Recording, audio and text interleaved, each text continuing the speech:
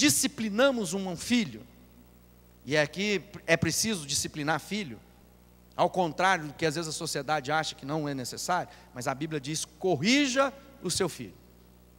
Mas ele diz que aquele que está sofrendo correção, não acha graça nenhuma a correção que enfrenta.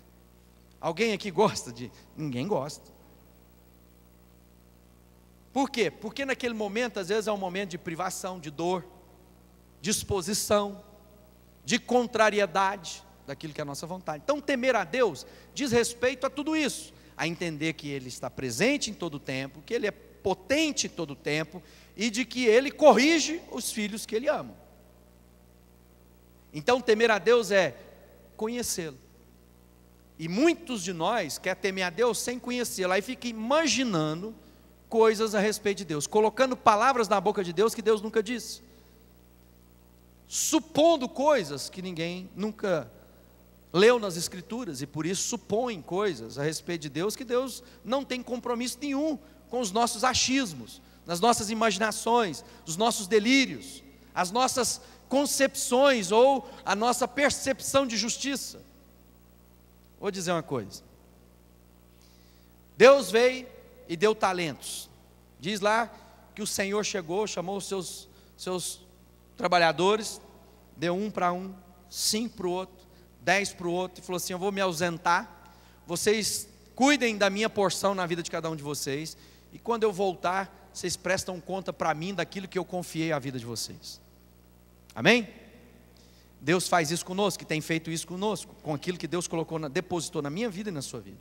Diz lá na parábola que aquele que recebeu 1 talento, foi lá, enterrou e guardou para que ele não perdesse aquilo de tão valioso que era, e a percepção que ele tinha do Senhor dele, ele escondeu o talento, e portanto guardou para que ele não perdesse, ninguém roubasse, ele não tivesse algum problema com aquele talento. Diz que aquele que recebeu 5 e 10, trabalharam aqueles talentos e multiplicaram. Quando o Senhor voltou, o que tinha 1 talento, chegou para ele e disse o quê? Olha, eu sei que o Senhor é Deus severo, o Senhor é Senhor severo, que o Senhor é justo, então eu fiquei com tanto medo que eu guardei aqui está o que o Senhor confiou a mim. O outro trabalhou, multiplicou, deu uma outra porção, ele multiplicou os talentos que estavam na mão dele. O outro multiplicou ainda mais. Se nós pensássemos em justiça humana, talvez a gente dissesse assim: poxa, agora ele vai pegar daquele que tem mais e vai dividir com aquele que só tem 1, coitadinho. Só que não foi o que Deus disse. Deus foi lá, pegou aquele que tinha guardado 1 na terra e deu uma lição para ele. Falou assim: olha, se você sabe que eu sou Deus severo, que eu sou justo, então você não podia ter deixado essa semente que eu coloquei na sua mão apodrecer. Pegou aquela semente, aquele talento, e colocou na mão daquele que tinha muito mais do que o primeiro. Quando a gente pensa em justiça, a gente fala: não, mas coitado, esse que tem muito tem que repartir, que tem pouquinho. Não, amado, porque Deus não valoriza, não é tanto a quantidade. Deus valoriza aquilo que tem sido o desempenho, no sentido da frutificação, daquilo que é a fidelidade do que Deus colocou na sua vida. Deus colocou coisas na minha vida, na sua vida, em que todos nós vamos prestar contas diante de Deus do que fizemos com a porção que Deus colocou na nossa vida. Se nós multiplicamos ou se nós enterramos. Sabe um dos lugares mais ricos do planeta? Cemitério. Se você visitar o cemitério, muitas vezes lá, ler o que está escrito nos túmulos, você vai ter gente que morreu cedo, gente que morreu velho, você vai ter gente que produziu e deixou legado, gente que existiu e ninguém nem sente falta mais. É no cemitério que muitas vezes estão enterrados poesias que não foram escritas, beijos e abraços que não foram compartilhados, descobertas que poderiam movimentar a economia, gente que poderia ter produzido e por um motivo ou outro acovardaram-se com a porção que receberam, não tiveram nem temor e não guardaram os mandamentos de Deus. E a pergunta para nós agora, quando o Salomão está dizendo, ele está falando assim, olha, teme e guarda. Conhecimento. Conhecimento é o que, amado? Conhecer o que Deus diz. Aonde eu procuro Deus? Na Bíblia Sagrada. Se o Salomão, grande consultor da história, está dizendo para nós que nós temos que dedicar esse manual a respeito do que Deus tem para nós, quanto tempo na nossa vida a gente tem se dedicado a conhecer a esse Deus que deixou escrito para que a gente não tivesse dúvida? Tem muita gente com muitas dúvidas a respeito de Deus. Sabe por que tem dúvida? Porque não se dedicou a conhecer aquilo que Deus deixou escrito para que a gente conhecesse a respeito dele. Ao invés de eu ficar lá procurando nas estrelas, eu vou conhecer o Deus que criou todas as estrelas. Já parou para pensar que é infinitamente melhor? Em vez de eu ir lá tentar ficar discernindo o homem pelo homem, trazendo conhecimento, sabedoria histórico, eu vou lá conhecer aquele que criou o homem, que formou o homem. Aonde está tudo isso? Escritura Sagrada. Então, temer a Deus, me sujeitar a Ele, e conhecer a Deus, que é guardar os seus mandamentos, no sentido não é apenas de eu esconder o talento, mas conhecer o que Ele tem e colocar isso em prática. Aquele que me ama é o que ouve os meus mandamentos e os guarda. Ou seja, em outras versões, para ficar mais fácil da gente entender, é os que ouvem os meus mandamentos e os pratica. Porque ele está falando de obras, ele está falando de realizações. E tem muita gente que na hora de servir a Deus fica espiritualista, fica zen. Deus sabe, Deus conhece que você é preguiçoso, que você é mau caráter, que nós somos às vezes tardios, difícil de entender, porque a gente não quer entender. Então Deus quer falar o que comigo, com você essa noite?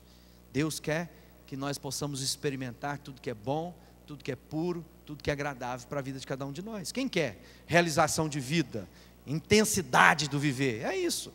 E aí, irmão, conhecer a Deus. Conhecereis a verdade, e a verdade vos libertará. Há tantas coisas que nós estamos escravizados porque desconhecemos a verdade. O que é a verdade? Jesus. Jesus diz o quê? Eu sou o caminho, eu sou a verdade, eu sou a vida. Ninguém vem ao Pai se não for através de mim. Qual é o mandamento? Quando o Salomão está escrevendo, fala assim: teme a Deus e guarde os mandamentos. Se a gente pegar a primeira palavra, a primeira ordem que Deus deu para o homem foi o quê? Frutificai, multiplicai, encher a terra. Fala para quem está do seu lado: frutificar, multiplicar e encher a terra. No mês de outubro nós vamos completar 7 bilhões de pessoas sobre o planeta Terra. Mais gente viva do que já viveu na história. Parece que no sentido de ocupar a terra, né, a humanidade tem feito. Mas não é apenas ocupar a terra, é sujeitar a terra. Sujeitar a terra no sentido de que agora vai prevalecer a vontade de Deus e não a vontade do homem. E o que mais nós temos vendo, metade das 7 bilhões de pessoas não conhecem a Jesus Cristo como Senhor e Salvador da vida deles, não tem um contato com alguém que conheça Jesus Cristo. Não sei se você sabe, 7 bilhões de pessoas, 3 bilhões e 500 milhões, provavelmente nunca viram um discípulo de Jesus em vida. São pessoas que estão no Oriente, pessoas que vivem, né, nas suas outras religiões, que desconhecem a respeito de Jesus. Então Jesus diz: frutifica, multiplica e enche a terra. A primeira ordem. Qual foi a última ordem que Jesus deixou aos seus discípulos? Ide por todas as nações, ensinando-os tudo o que eu vos ensinei, batizando em nome do Pai, do Filho e do Espírito Santo. É a mesma ordem.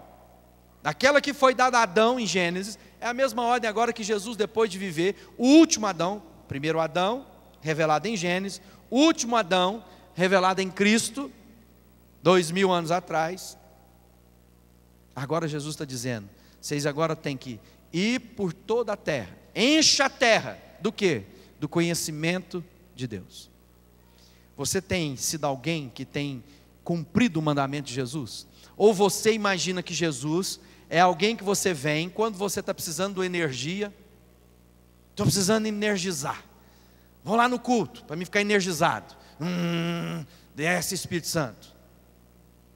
Ou não, Eu venho ao culto para que eu possa encontrar aqueles que entenderam o mesmo chamado e a mesma vocação que Deus tem, que é o quê? Fazer discípulos de todas as nações. Há uma ordem, há uma missão. Viver com Deus não é viver naquilo que eu posso pegar de Deus para a minha vida, tão somente, mas é recebendo da parte de Deus, agora eu entendo que eu preciso compartilhar. E quando ele está dizendo, ensinando tudo que vos tem ensinado, sabe o que ele está dizendo? Dominem sobre a terra. O que é isso, dominar? A Bíblia diz que nós não podemos nos deixar dominar pela terra. Sabe o que é isso? Quando você está viciado em alguma coisa, a terra está te dominando. Então tem muita gente viciada numa folha, ou no pó que sai da folha, ou no cereal que é fermentado, ou é viciado naquilo que o dinheiro é e significa. Tem gente viciada em dinheiro. Tem gente que pega dinheiro e cheira dinheiro. E a Bíblia diz o quê? Quem ama as riquezas nunca se fartará delas. Quem me domina? O dinheiro. E aí deixam de viver aquilo que o dinheiro pode cooperar e produzir para o reino de Deus. Então, amado, há uma ordem que o Salomão diz: teme a Deus e cumpra a ordem de Deus. E agora, muita gente pode chegar e falar assim: mas está bom, eu quero viver a Deus, mas eu não sei por onde eu começo. Abra a sua Bíblia